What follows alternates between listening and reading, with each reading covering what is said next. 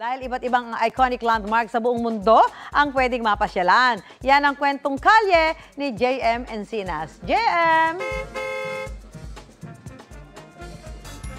Susan, 10 days na lang, Pasko na, kaya naman yung ilan naka-empake na at ready to go na sa kanilang mga Christmas destination. Pero hindi na nga raw kailangan lumayo dahil sa Nae, Cavite lang pwede mag-jet setting at maranasan ang Pasko sa iba't ibang panig ng mundo.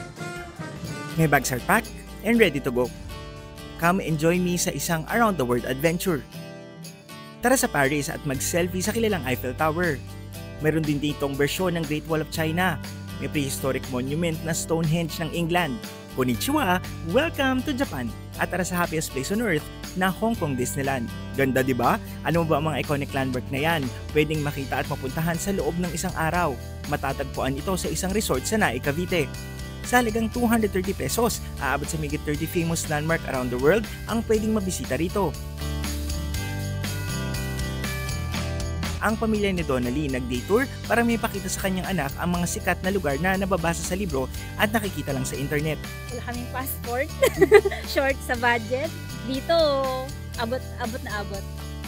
Naging excited din po ako at natuwa at nagandahan po ako sobra.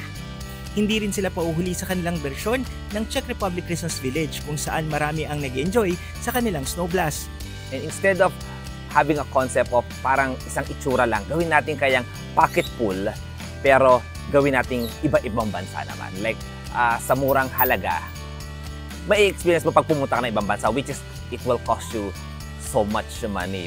Hindi masamang pangarapin na makapaglakbay sa iba't ibang panig ng mundo, pero habang wala pang budget, may mga pasyalan sa bansa kung saan pwedeng maranasan ito. Live mula dito sa Nae, Cavite, ako si JM Encinas at yan ang kwentong kalyeng dapat alam mo. Susan, happy weekend! Maraming salamat, JM Encinas. Happy weekend!